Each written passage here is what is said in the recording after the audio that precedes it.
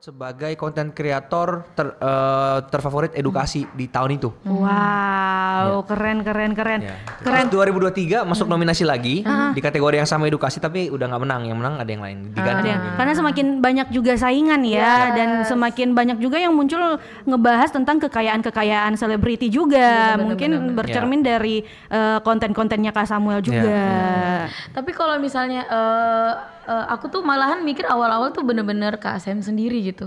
Jadi ini memang udah dibentuk, ada timnya sesiap itu untuk terjun langsung kan. 2019 sebenarnya udah punya tim. Udah punya tim. Karena kan kita startingnya tuh dari konten panjang gitu kan. Iya, bener. Konten panjang, jadi kayak susah nih kalau sendirian banget. Kan beda kalau shorts kan diedit paling ditaruh handphone joget-joget di media sosial kan. Kalau panjang itu kan ngeditnya tuh kerasa banget ya. Dan apalagi awal-awal di tahun 2017 sampai 2019 tuh aku jadi konten kreator tuh sendirian 2 tahun awal. Jadi bener-bener ngeditnya sendiri dan itu di saat-saat masih kuliah, masih punya part time job. Jadi sehari tuh cuma tidur paling 3 jam doang. Nah karena waktu itu juga belum punya AdSense, jadi mau bayar editor juga nggak ada uangnya. Mau nggak mau harus semuanya sendiri kan. Sampai akhirnya 2 tahun setelah itu udah bisa punya AdSense terkumpul, mulai hire 1 editor, 2 editor, sekarang udah 5 editornya. Sekarang udah 5 Wah, udah 5 tim ya. Dari itulah seperti tema kita hari ini, kehidupan konten kreator. Dari yang sendirian akhirnya sekarang udah punya 5 tim. 5 editor, Udah 5 editor, itu belum termasuk orang pajak, manager, tim scripting dan lain-lain. Udah ada semua timnya ya, mulai dari scripting. Berarti nama Samuel Rizal itu adalah perusahaan, bisa dibilang Samuel dong ya? Chris. Samuel Chris. Hey. Samuel Rizal bisa. Itu artis lain. Aduh. Maksud aku Samuel Chris tuh Kak. Nah, berarti udah di label sebagai perusahaan. Jadi kita sekarang udah dalam bentuk PT dan CV. Semakin berapa gede tahun ya perjuangannya? Sekarang Panjang juga ya Kak ya. Sekarang udah hampir masuk tahun ke-7. Wah, pantes. Tapi sekarang kalau misalnya ini mungkin keresahan dari beberapa konten kreator yang udah gede kali ya. Nextnya mau diapain? Apakah memang langkah selanjutnya adalah mempt-kan udah paling tepat kah? Jadi sebenarnya PT itu menjadi salah satu solusi untuk konten kreator yang pengen untuk bayar pajaknya lebih rendah sebenarnya. Karena secara legalnya kalau misalnya kita PT dan omset kita masih di bawah 4,8 M, itu pajak kita cuma 0,5%. Sedangkan kalau misalnya kita nggak pakai PT sama sekali, itu pajaknya kalau di atas 500 juta per tahun, itu bayarnya 30% ke atas. Wow, jauh banget Jauh ya. banget. Dan kalau secara PT itu juga kan kita bisa lebih profesional juga, dan kalau ada investor juga bisa mengembangkan itulah. Cuman kalau ditanya tentang end goal jadi seorang content creator, itu udah pasti menjual sesuatu lah ya. Nggak bisa kita cuma mengandalkan dari endorse doang. Walaupun sebenarnya kalau misalnya kita tahu cara untuk manage endorsement, itu bisa stabil setiap bulan. Jadi kan selama ini stigmanya orang dan mindsetnya bahwa konten kreator itu naik turun income-nya. Benar. Kalau lagi rame endorsement, baru dapat dari situ. Duitnya banyak. Tapi kalau lagi sedikit endorsement, sedikit juga dapat gitu kan. Nah tapi ini bisa dicek juga di YouTube channelku bahwa memang aku pernah bikin sebuah konten yang aku sebagai konten kreator pure dari endorsement tuh bisa dapat sampai 250 juta dalam 1 minggu. Ya Allah. Wow, itu baru dari endorsement Dari doang. endorsement 1 minggu. Itu pembuktian nyata bahwa memang karena kan sama ini orang kayak ini konten kreator kerjanya apa sih, syuting doang gitu. Padahal mereka nggak tahu di balik itu yang kita lakukan adalah kita bikin proposal, kita pitching, kita ke perusahaan-perusahaan, kita aktif mencari gitu loh. Nah, betul kata orang yang bilang bahwa konten kreator itu nggak bisa dapat income yang stabil kalau dia nggak cari endorse-nya, dia nggak nunggu, anggap aja dia nunggu bola gitu loh. Tapi di era sekarang kalau kita mau bersaing dengan segitu banyaknya konten kreator, kita harus punya tim untuk yang jemput bolanya. Kalau nggak bisa gitu loh. Benar. Nah itu yang aku lakukan bersama dengan tim. Jadi kita setiap bulan tuh udah ada target omset yang kita mau capai. Jadi kita kejar itu dengan cara kita berusaha untuk approach brand. Jadi secara income dari endorsement udah pasti stabil. Dan sekarang aku lagi bangun universitas buat konten kreator juga. Wow. Jadi akan di mana posisinya? Jakarta, kita Makassar? sekarang masih online. Jadi dari seluruh Indonesia bisa join. Oh my god. Tapi kita udah fully book sampai bulan Juli. Ya Allah. Baru juga mau daftar ya kan. Dia tuh konten kreator, ada In My Life di TikTok. Jadi itu konten kreator Ece. Makanya ini pengen belajar banget sama Kak Samuel Chris dan teman Pro 2 juga yang pengen sharing, pengen tahu, pengen tanya nih tentang kehidupan konten kreator, boleh banget gabung sama kita di WhatsApp-nya Pro 2 di 0811 410 968. Nah, aku ada pertanyaan lagi untuk Kak Samuel nih. Ini kan bisa dibilang mulai dari tahun 2017. Angkatannya waktu itu mungkin ada Young Lex waktu itu ya. Kayaknya dia lebih dulu lagi. Oh, lebih dulu lagi. Dan maksudku di tahun 2017 itu adalah banyak YouTuber yang sekarang udah nggak aktif. Betul. Nah, Kak Samuel itu survive banget, bahkan bisa sampai lebih sekarang. Gede lagi sekarang itu. Apa sih Kak rahasianya? Jadi pasti kalau kita ngomong tentang dunia kreatif gini pasti butuh adaptasi secara terus-menerus kan. Banget. Dan eranya sekarang udah benar-benar berubah, yang awalnya mungkin yang konten kreator yang tadi Kakak sebut adalah konten kreator YouTube lama. Dan sekarang udah masuk ke era TikTok, masuk ke era YouTube Shorts, Instagram Reels. Jadi beda lagi nih algoritmanya dan beda lagi yang kita harus lakukan gitu loh. Kalau ditanya kenapa bisa survive sampai sekarang, jawabannya aku juga dulu sempat hilang udah dari permukaan. 2019 sampai 2021 pas itu. COVID ya. Pas COVID itu ya kan 2 tahun loh itu. Dan itu sempat di momen-momen itu aku mikirnya kayaknya Tuhan udah bilang kayaknya udah bukan jalanku sebagai konten kreator lagi deh. Tapi karena waktu itu masih punya masih bisa melihat ada tetap peluang dan terus mau berusaha selama 2 tahun itu, akhirnya sekarang muncullah sosok Samuel Chris yang baru gitu loh. Yang branding yang lama udah kita ganti lagi gitu kan. Nah, jadi kalau caranya survive ya mau nggak mau harus ngikutin apa yang lagi hot sekarang dan harus membentuk sebuah personal branding yang kuat. Karena dulu sebelum punya personal branding di investasi dan bisnis ini 4 tahun itu bener-bener serandom itu, nggak punya personal branding sama sekali, makanya bisa bikin lagu, bisa ngevlog, ada bisa vlog apa juga with family kan ya. Nah, tapi kalau akhirnya sekarang udah punya personal branding, mau kita ngelakuin apapun orang akan nonton karena Samuel Chris-nya udah. Benar. Dulu itu orang nonton aku karena pengen lihat reaksi orang luar negeri ini. Ya benar, bule-bule itu ya. Bule-bule itu, tapi sekarang orang nontonnya udah karena Samuel Chris. Gitu sih. Dan kalau misalnya kita ngomong masalah era sekarang ya, sebenarnya menurutku semua orang pasti bisa jadi content creator. Kenapa?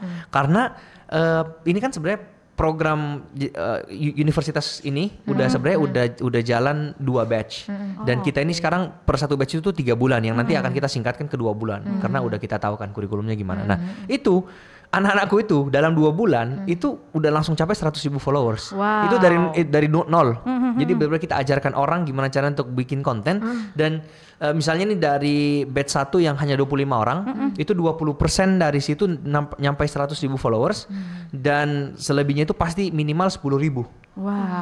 Dan yang 10.000 ini kenapa nggak bisa sampai 100.000? Bukan karena salahnya kita, karena memang kesibukannya mereka. Ada yang udah stop konten, ada yang apa? Mungkin nggak konsisten ya. Nggak konsisten ya. Tapi pada saat kita ngajarin itu pasti mereka bisa capai 1 juta pertamanya dari video itu pasti bisa gitu loh.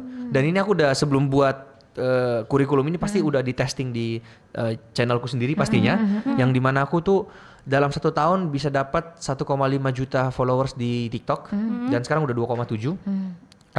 Di tahun kedua aku, jadi TikTok itu baru juga sebenarnya, baru buat di tahun 2021, jadi baru 2 tahun gitu kan. Nah itu yang aku terapkan ke mereka dan banyak yang bilang mungkin ini channelnya Samuel Chris bisa sebanyak ini viewsnya karena Samuel Chris yang ngomong, Samuel Chris yang upload. Itu dia. Nah aku sempat bikin channel palsu yang dimana gak ada mukaku, bukan suaraku yang ngomong, gak pernah aku promosikan, tapi pakai strategiku ini. Video pertama yang diupload ini di YouTube panjang ya, itu langsung 300.000 views yang nonton. Dan banyak channel-channel yang lain yang aku grow juga tanpa Samuel Chris-nya itu udah sekarang udah 60.000, 100.000 plus dengan ini. Jadi tidak ada menurutku orang yang nggak bisa jadi content creator kalau dia tahu bener-bener caranya bikin konten gimana, secara algoritma gimana dan lain semacamnya. Karena di dalam dunia perkontenan ini komponennya banyak Kak. Bukan hanya sekedar kalau kalian lihat orang ini Samuel Chris cuma ngomong cuap-cuap dapat uang. Tapi di dalam sini tuh ada yang namanya scripting, ada yang namanya personal branding, ada yang namanya editing, ada yang namanya public speaking, banyak banget komponennya. Terus belum lagi hashtag, belum lagi hooknya. Untuk nguploadnya pun harus ada di jam-jam tertentu mungkin ya. Sebenarnya itu nggak ngaruh kalau itu ya. Cuman kalau masalah kita mau beda skripnya lagi misalnya, di dalam skrip tuh banyak lagi komponennya. Ada namanya hook 3 detik awal, ada namanya foreshadow. Gimana untuk memberikan maksudnya kayak impact untuk orang ya. Iya kayak ini konten arahnya mau kemana sih untuk konten itu tuh kan. Ada pemancingnya dulu di awal, belum isinya, cara penulisan isi gimana lagi. Di terakhir ada ending. Jadi banyak banget itu baru scripting loh. Belum di bagian sisi edit, ada color gradingnya, ada cara zoom in zoom outnya, teksnya dan lain sebagainya, lagunya. Jadi nggak segampang itu gitu loh. Tapi kalau kita tahu nih bahwa oh ternyata di dalam dunia perkontenan satu video itu butuh segini banyak komponen, gitu kan? Maka views itu bisa kita ukur. Views itu views viral itu bukan semena-mena karena hoki loh. Jadi pernah satu kisah ini aku udah contohkan, aku ke rumah Dr. Richard di Palembang dan itu aku buat videonya. Rata-rata orang review rumah dia paling berapa juta sih, 5 juta gitu-gitu kan. Di akhir video itu pada saat di dalam video aku udah ngomong, ini video minimal 30 juta views. Sekarang viewsnya udah 41 juta kalau nggak salah. Lebih lagi dong. Ya, jadi bener-bener bisa kita kontrol. Makanya setiap kali ada endorsement yang datang ke aku atau aku yang tawari, aku pasti bilang ini minimal segini viewsnya. Udah. Makanya hargaku bisa semahal itu karena aku bisa garansi views. Yang dimana ini nggak bisa dibuat sama youtuber lain atau konten kreator lain. Dan benar ya viewersnya bahkan lebih dari yang digaransiin. Tercapai. Kalau nggak tercapai pun ya kita either duit balik atau kita tambah video yang sampai viewsnya capai gitu loh. Pokoknya ada pertanggungjawaban dari aku. Benar. Tapi kalau pengen belajar benar-benar sedetail itu sama Kak Sam itu gimana caranya Kak? Kalau sekarang boleh nanya-nanya dulu nih. Apapun itu aku akan jawab secara gratis di sini.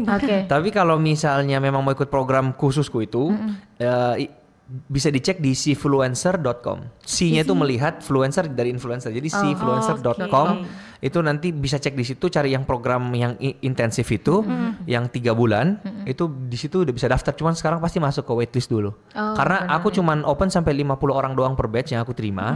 Tapi yang daftar ribuan, 2000 terakhir batch terakhir. Ini artinya banyak banget orang Indonesia yang sekarang kalau ditanya nih pengen jadi apa, rata-rata jawabannya tuh pasti pengen jadi content creator. Ya, karena gimana enggak Kak?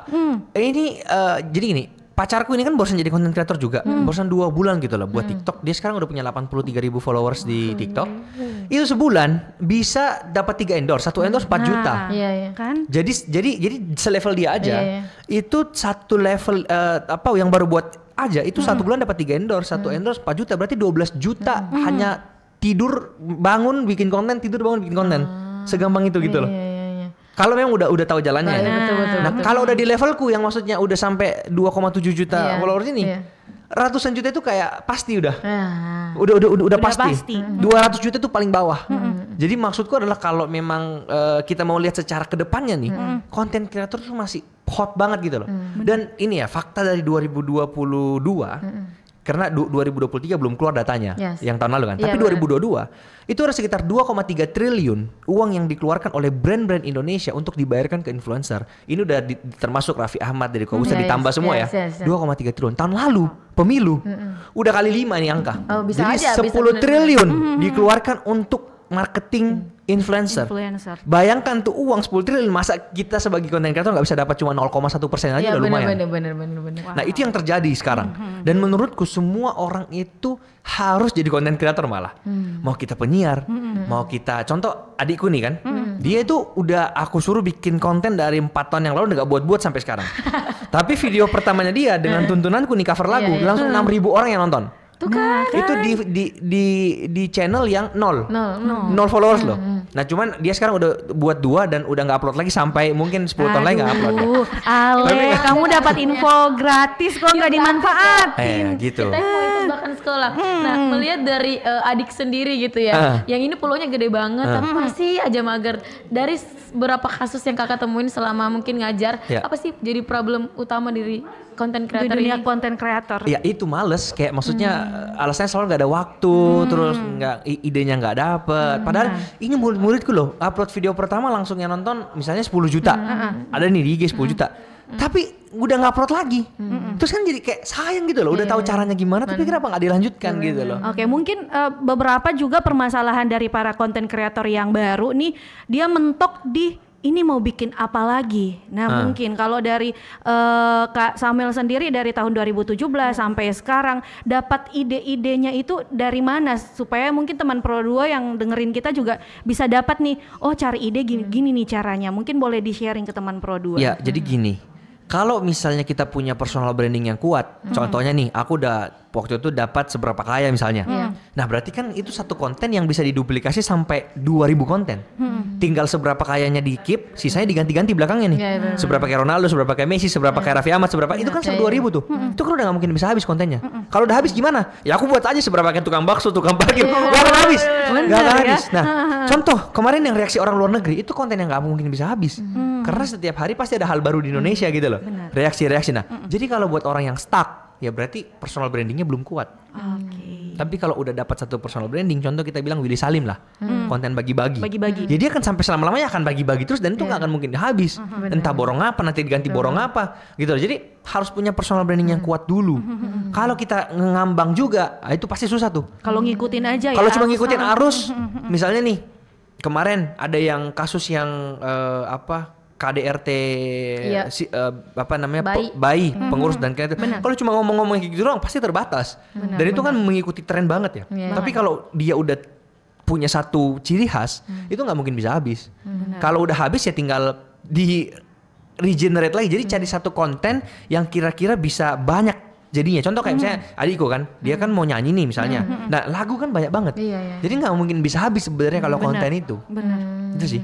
Oke, jadi benar harus lihat peluangnya juga. Yang paling penting adalah bikin branding dulu nih, branding diri supaya orang taunya bukan apa isi konten kamu, tapi udah tahu nih yang bikin kontennya siapa, udah kenal juga. Tapi nih aku pengen tahu lebih dalam dari kehidupan seorang konten kreator, utamanya mungkin Kak Samuel yang udah udah sama-sama para konten kreator lainnya yang ada di Jakarta nih. Banyak banget sekarang konten kreator yang bermunculan mulai untuk tarik viewers ini yang menghadirkan pembahasan-pembahasan yang agak-agak kontroversial mungkin ya. Nah sebenarnya kalau di dunia konten kreator yang dari Kak Samuel sendiri lihat itu viewersnya lebih ke condong yang memang suka yang membahas kontroversial atau memang justru suka yang mungkin membahas yang education kalau dari Kak Samuel ngelihatnya nih. Ya jadi gini, untuk yang di era sekarang kebanyakan orang itu memang mau yang ngomongnya itu tulus dari hati. Makanya kenapa kayak konten-konten speak up yang misalnya dia diselingkuhin, konten speak up tentang anaknya yang lagi digebukin sama mbaknya, kemudian lagi viral-viralnya itu semua kan, itu orang Indonesia lebih suka. Jadi kalaupun kita mau masuk ke edukasi pun, kita harus masuknya juga ke arah sana. Jadi nggak bisa yang edukasi yang kayak 10 cara beli saham. Daripada orang nontonin kita 10 cara beli saham, mendingan dia Google aja langsung 10 cara beli saham. Lebih cepat dibacanya juga gitu loh. Dan sekarang kan eranya TikTok itu kan cepat ya. Jadi swipe up itu cepat, swipe up cepat, swipe up cepat. Nah, kalau misalnya dia nge-swipe up dan tiba-tiba muncul feed yang kayak 3 cara bangun bisnis dari nol, itu udah nggak mungkin ditonton orang. Tapi gimana caranya kita bisa mendeliver sebuah konten 3 cara bangun bisnis dari nol di era sekarang? Ya caranya adalah kata-kata yang 3 cara bangun bisnis dari nol ini harus diganti. Menjadi misalnya kayak gini. Aku berhasil dapatkan 1 miliar pertama aku dari bangun bisnis tanpa modal. Pasti orang yang kayak gimana nih caranya dia 1 miliar tanpa modal kan. Tapi inti yang mau disampaikan apa? Sama-sama 3 cara bangun bisnis dari nol, right? Tapi satunya dengan cara storytelling, dengan pengalaman pribadi, yang satunya benar-benar teori banget. Jadi pasti orang lebih pilih menonton yang dari pengalaman pribadi ini. Oke, tapi itu artinya untuk kata pembuka di video ini sangat ngaruh banget. Ngaruh. Jadi nggak boleh harus benar-benar cari yang masuk di kehidupannya orang nih. Yang relate banget. Betul. Dan sekarang juga kalau kita lihat tuh bukan cuma anak muda dong, ibu-ibu itu lomba-lomba bikin konten. Mereka belajar ngedit meskipun dalam keadaan yang terbatas ya, tapi jadi dan juga semangat gitu untuk dapatin view. Betul. Tapi kalau misalnya tadi bahas kontroversi sedikit kan, nah ini kan beberapa di kontennya Kak Samuel juga lumayan menantang ya dengan judul-judul dan segala. Meskipun aku nontonnya pun sebenarnya nggak ada arah-arah yang gimana. Kayak yang paling baru adalah tentang si salah satu selebgram kayaknya ya, itu yang di aplikasi dewasa itu dia ternyata ceritain tentang pengalamannya dia di penjara, terus apa hikmah yang bisa dia ambil. Nah berisiko kakak dengan judul seperti itu padahal isinya ternyata clickbait ya istilahnya bukan untuk pengalaman kakak. Iya. Ya memang butuh sebuah hook lah intinya. Gimana cara untuk mengait orang, tapi tetap harus ada batasnya sih juga. Gitu kayak kemarin aku sempat kasus di Twitter yang paling terbaru ini yang gara-gara Satria Mahathir itu. Nah, itu dia. Itu kan sebenarnya aku juga blunder, itu juga aku salah kan. Nggak nyangka bisa sebesar itu. Padahal tuh konten udah diupload 3 bulan yang lalu yang udah lama banget. Cuman warga Twitter kan bisa dibilang agak toksik ya dibandingkan sama sosial media yang lain marketnya kan. Benar. Jadi orang-orang memang sengaja untuk mengangkat kasus-kasus gitu, dan dulu juga sempat kasus yang sama Magdalena yang food vlogger itu kalau kakak tahu, yang dia katanya minta makan gratis, itu kan di podcastku juga itu, dia kan bintang tamu di podcastku itu, terus kita viral bareng-bareng. Jadi kayak semuanya pasti bermula dari Twitter gitu lah. Cuman ya balik lagi kita juga sebagai content creator juga masih manusia, dan kita juga pasti pernah buat salah. Dan gimana cara kita bisa terus belajar dari kesalahan itu dan bisa terus mengkeep batasan-batasan pada saat kita membuat konten. Karena kalau di posisiku sekarang sebenarnya apapun yang aku buat pasti udah ada marketnya kan, udah pasti ada yang nonton banyak gitu loh. Jadi sekali salah ngomong, sekali salah menggiring aja itu bahaya banget gitu. Makanya dulu pas era-eranya zaman-zaman bahas masalah Israel Palestina itu aku nggak pernah mau ngikut sama sekali ke era situ, karena itu sangat-sangat sensitif ya. Begitu kita salah ngomong sedikit berhubungan sama agama, sama politik, itu udah berbahaya gitu loh. Jadi aku benar-benar menjaga juga namanya reputasi baikku ini. Jadi jangan sampai karena satu konten tuh udah merusak segala-galanya. Oke, tapi kalau misalnya kita lihat dari kasus video dari Satria juga yang kemarin memang viral banget komentar-komentar negatifnya di TikTok itu, Kak Samuel ada nggak video yang sampai Kak Samuel take down karena terlalu banyak komentar negatif? Ya itu yang dari kasus Magdalena itu. Jadi yang pas kasus Magdalena itu dari orangnya yang minta juga, dan ini ya kesepakatan bersama lah itu di take down. Dan ada beberapa podcastku juga yang akhirnya kita take down, kayak misalnya Emil sama Emil Mario, itu juga di take down karena yang kita bahas lumayan sensitif, masalah LGBT dan sebagainya, itu membawa udah lumayan parah waktu itu. Dan ada beberapa podcast yang lain juga yang akhirnya harus di take down. Begitupun dengan konten-konten shorts TikTok juga ada yang ke take down, yang aku take down juga karena udah mengarahnya udah lumayan parah. Cuman yang Satria ini kenapa aku nggak take down? Karena menurutku masih diambang, belum sampai gimana-gimana juga lah. Belum di luar batas banget ya, masih bisa ditolerin. Masih di Twitter doang gitu loh, belum merambah ke sosial yang lain. Dan memang aku merasa Twitter kan agak toksik juga ya. Jadi kayak ya udahlah. Itulah salah satu tantangan menjadi content creator ya. Harus siap menerima komentar negatif dari para viewers, karena kan beda sudut pandang juga, beda viewers, beda sudut pandangnya juga gitu loh. Dan kalau misalnya ini kan sekarang lagi fokusnya memang adalah podcast kan, lagi sering ngomong sama orang. Nah itu pertanyaan-pertanyaan yang sering hadir tuh scripted kah atau itu benar-benar mengalir aja obrolannya Kak? Sebenarnya ini aku belajar dari Denny Sumargo. Pas itu aku naik dia kan belum buat YouTube, belum buat podcast nih pas itu, dan ya waktu itu bintang tamu pertama aku jadi Denny Sumargo. Jadi langsung aku tanya ke dia Kak, ini gimana jadi podcaster? Dia bilang sebenarnya kalau podcaster itu kalau list pertanyaan itu memang penting ada untuk menjaga biar topiknya nggak kemana-mana banget, dan kalau lagi blank bisa lihat dari situ. Tapi tetap yang terpenting adalah kalau kita mau menanyakan tuh harus dari hati. Sebuah pertanyaan yang memang kita penasaran, pengen tahu, dan itu yang akan membuat flow-nya itu akan benar-benar mengalir dengan segitu aja gitu loh. Tapi kalau memang ada beberapa pertanyaan yang kita udah list yang kita mau script, ya nggak apa-apa juga. Karena gitu udah di highlight juga. Udah di highlight sebagai memang ini kan, supaya kita nggak ngeblank. Tapi kebanyakan pasti dari hati gitu loh. Benar-benar gitu. Obrolan yang benar-benar ya udah orang-orang pada ngobrol aja dua kayak orang ngobrol tongkrongan gitu, ngobrol yang di tongkrongan. Benar. Tapi dari sejauh ini Kak Samuel dari berbagai konten yang udah pernah dicoba nih, yang paling gede banget tantangannya, yang paling gede banget nih perubahan yang harus dihadapin itu di konten yang mana? Apakah membahas finansial, membahas reaction orang, atau di podcast bersama dengan para influencer lain? Ya paling sulit ya seberapa kaya ini, karena ini soalnya menyinggung orang lain kan. Jadi 2 hari yang lalu apa kemarin lagi Ernest Prakasa barusan nge-tweet di Twitternya, dia nggak terima kalau aku bahas seberapa kaya dia kan. Padahal dia bilang itu salah dan lain sebagainya. Padahal gini loh, kalau aku bahas seberapa kaya orang itu berarti info itu udah ada di Google. Jadi sekalian aku mau klarifikasikan sini, aku belum pernah speak up di mana-mana ini. Eksklusif.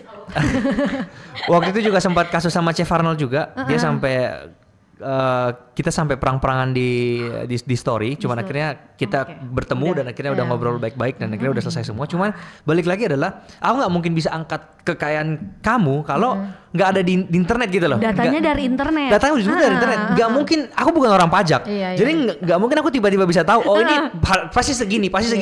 Ujung-ujungnya juga aku cari di internet gitu loh. Di sosial media. Iya kan, benar. Dan bukan cuma itu, orang juga udah bahas seberapa kayak Samuel Chris gitu loh. Dan mau bener mau enggak ya udahlah ya. Dia nggak mungkin tahu sampai sedetail itu, tapi kan dia berusaha mencari dari internet, dari mana dari informasi yang dia tahu gitu loh.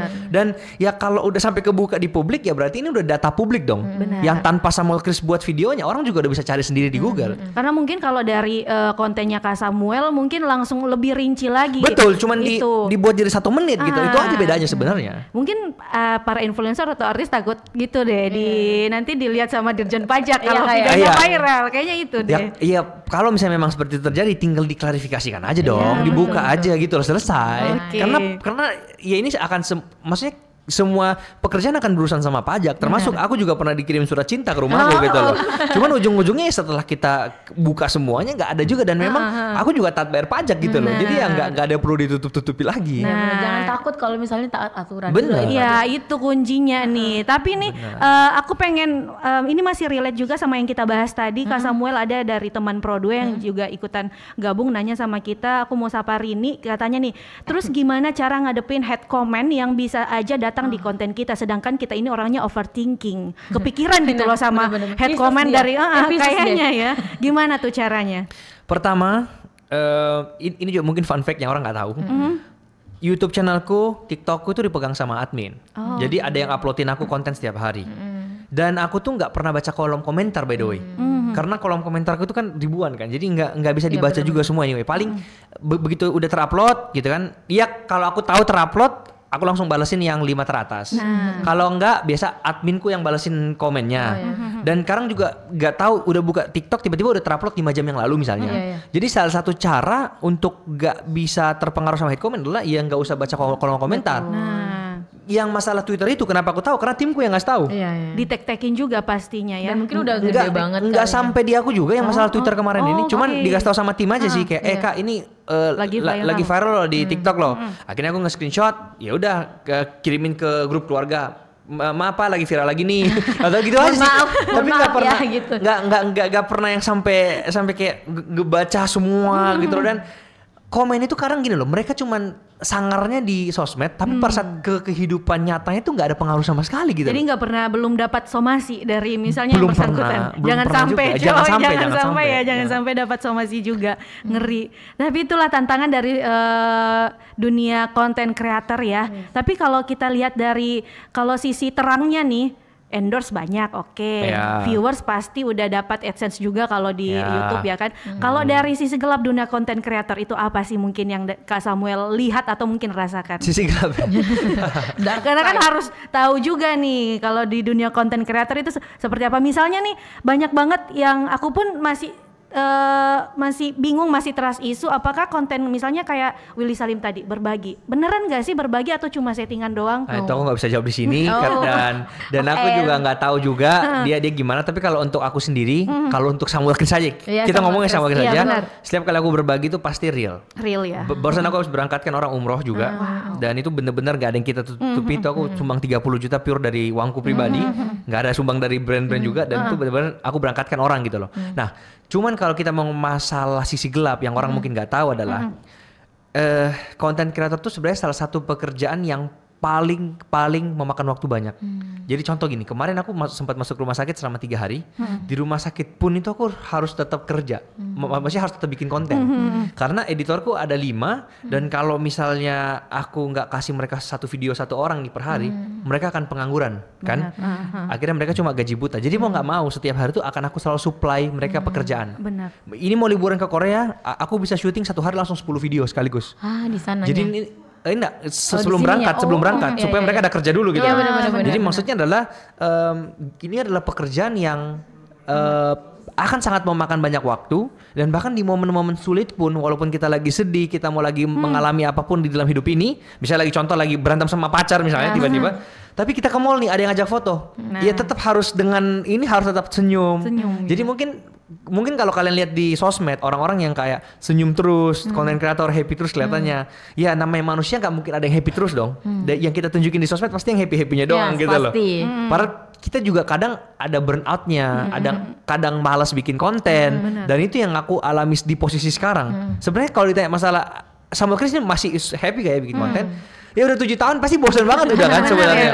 Makanya butuh, ada jenuhnya juga. Butuh healing yang kayak ke Korea dulu ini atau apa dulu. Nanti kalau ke Korea bakal bikin vlog konten apa gitu loh, konten gitu. Kepikiran enggak? Kayaknya cuma 1-2 video aja tapi kebanyakan pasti bakal enjoy aja sih. Lebih enjoy doang. Enggak akan yang kayak Samuelnya.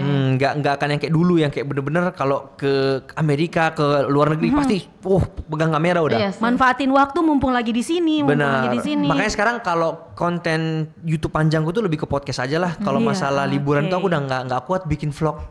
Karena dibalik orang yang nonton, seru ya ini. Kita itu harus naruh kameranya dulu terus pura-pura jalan lagi lewat. Ambil lagi kameranya. Itu yang mereka nggak tahu. Dan itu cari angle yang cantik biar pemandangannya dapet gitu loh. Dan itu bener-bener nggak sama sekali kita enjoy dan nikmatin gitu loh. Itu momen-momen seperti itu. Mungkin gitu itu salah satu juga sisi gelap dari konten kreator yang kontennya tuh bikin vlog-vlog jalan-jalan ya kan. Mungkin jadi kurang enjoy untuk menikmati jalan-jalannya itu, liburannya itu. Harus fokus lah ya. Tapi Kak sebagai content creator gitu, dari dulu sampai sekarang ada merasa tanggung jawab gak sih untuk kepada netizen-netizen ini mungkin atas semua konten-konten yang Kakak upload, misalnya tadi berbagi dan segala macamnya gitu? Iya pastinya, tapi balik lagi ya kalau tanggung jawabnya ini dari sisi mana dulu Kak? Kalau misalnya aku sebagai content creator yang mengedukasi memang, ya udah pasti aku tanggung jawabnya adalah menjaga impactku ini jangan sampai negatif ke orang. Kita harus terus mengsuguhkan konten-konten positif ke orang, gitu kan. Bahkan sekarang saking brand image udah seperti ini, aku ngundang orang-orang yang macam kemarin yang itu aja udah dikomentari orang. Lah kok undangnya konten yang nggak bermutu seperti ini. Nah padahal kan dari awal memang nggak pernah aku klaim bahwa podcastku ini hanya untuk dosen doang loh, hanya untuk dokter doang loh. Edukasi doang loh, bukan ya. Tapi di dalam situ juga sebenarnya kalau kita mau lihat sisinya di luar dari dia di aplikasi dewasa itu pengalaman dia waktu itu kan juga bisa sebenarnya. Jadi podcastku kalau kakak nonton mau seburuk apapun orang itu, let's say kita bilang Lucinta Luna lah yang udah di cancel sama seluruh masyarakat Indonesia, siapapun orang dan seburuk apapun orang datang ke podcastku pasti jadi positif kalau di podcastku. Karena kita mengungkap sisi-sisi yang orang nggak tahu tentang dia loh. Lucinta Luna di podcastku nangis-nangis dia. Dan banyak lagi kayak Aldi Taher yang benar-benar sangat negatif banget, masuk ke aku jadi positif loh. Rizky Bilar di podcastku yang se-negatif itu jadi positif. Jadi kayak orang-orang yang mungkin belum tahu tentang sebenarnya podcast Samuel Chris ini tuh sebenarnya ngapain sih? Ya itu mengungkap sisi orang yang bahkan yang kalian pikir seburuk itu ternyata ada yang kita bisa pelajarin dari orang yang seperti ini juga. Dan itu banyak gitu loh. Benar. Tapi mungkin karena tipe penonton kalau Indonesia ya biasanya mereka nontonnya potongan-potongan doang. Benar. Itu yang bikin akhirnya salah pandangan lagi nih. Benar. Padahal itu cuma strategi doang. Gimana caranya bisa kita main ke konten yang utamanya kan Kak. Si judulnya mungkin atau mungkin 3 detik pertamanya itu yang tadi disebutin sama Kak Samuel. Iya. Benar. Terus juga kita baca lagi ya dari teman Pro 2. Ini ya, sebenarnya tadi kayaknya udah di-share tapi mungkin boleh di-share lagi. Ini dari Ahmad Daria yang udah gabung di live-nya kita. Kak Chris, gimana sih cara sistemnya deh untuk gabung di Cfluencer? Oke, jadi pertama buka dulu website cfluencer.com. Sebenarnya kemarin aku sempet taruh ini di link bioku, cuman gara-gara udah terlalu banyak yang daftar, akhirnya aku cabut dulu. Tapi buat teman-teman yang sini boleh cfluencer.com, terus boleh pakai yang /CAP, / itu yang garis itu garis miring CAP. Nah itu langsung ke direct ke bagian program itu. Nah kemudian kalian boleh daftarkan dulu. Setelah kalian daftar nanti ada form yang kalian harus isi, mulai dari nama lengkap, apa semua itu diisi aja normal. Nanti kita akan hubungin kalian kalau misalnya memang udah mau start batch baru lagi. Nah hubungin itu bukan langsung keterima, tapi harus di interview dulu kalau kita sistemnya. Jadi memang seperti sekolah gitu loh. Di kita ada rapornya juga, nilainya juga, ada konsultasi one on one-nya juga.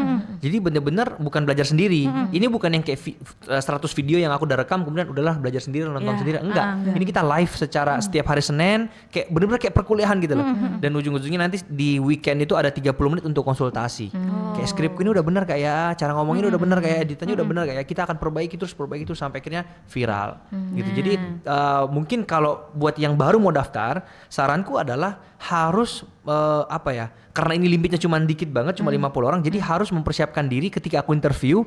Jangan begitu aku tanya, kenapa mau jadi content creator? Biar cepet kaya. Itu udah pasti aku tolak tuh. Bener ya. Udah pasti aku buang tuh, orang-orang kayak gitu tuh. Kenapa mau cepet jadi content creator? Buat apa jadi content creator? Pengen jadi artis terkenal. Udah pasti aku buang tuh, kayak gitu. Tapi kenapa kita mau jadi content creator? Ya karena misalnya nih, dia jawabnya, oh iya kak, karena saya adalah seorang dosen yang pengen dikenal karya-karyanya oleh lebih banyak orang Indonesia lagi. Itu baru aku pertimbangan tuh. Terus dia bilang kayak, oh ya aku punya showroom mobil dan aku pengen jual mobil ini, tapi aku pengen jualannya lewat konten biar omsetku naik. Ini yang baru aku cari.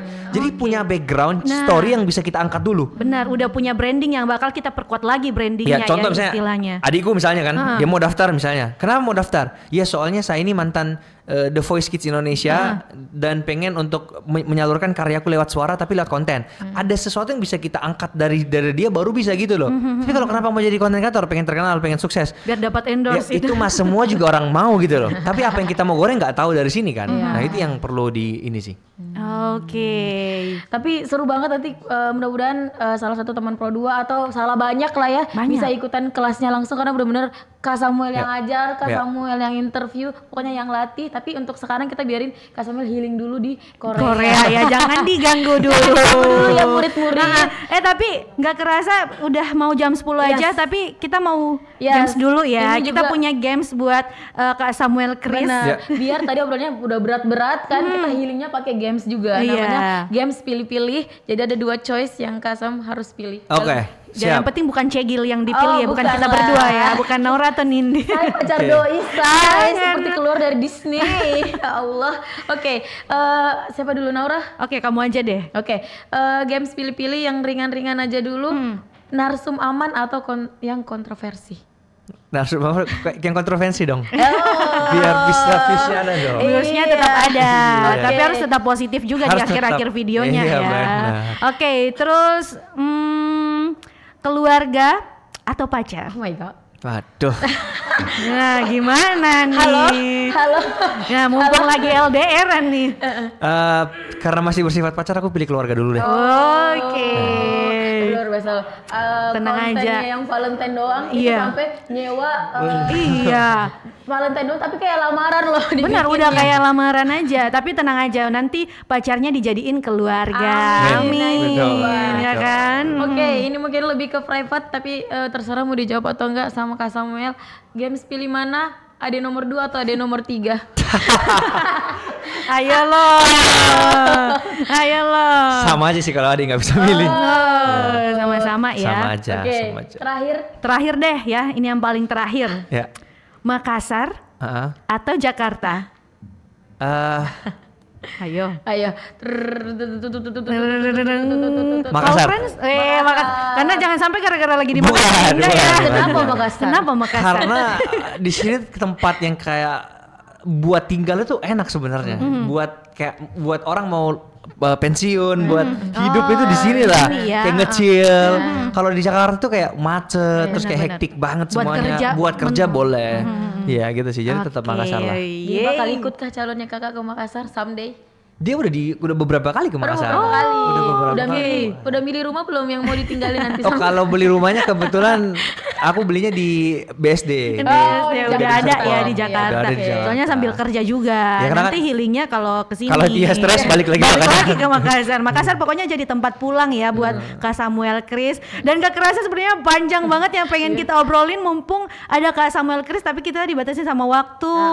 Teman Pro 2. Tapi buat teman Pro 2 yang pengen gabung, pengen tanya-tanya lagi, langsung aja. Pasti kamu udah follow deh akunnya ya di Samuel Chris, Instagram, YouTube. Kita jadi yang promoin. Iya, harusnya kita yang numpang dipromoin sama Kak Samuel. Pajak sosial Iya.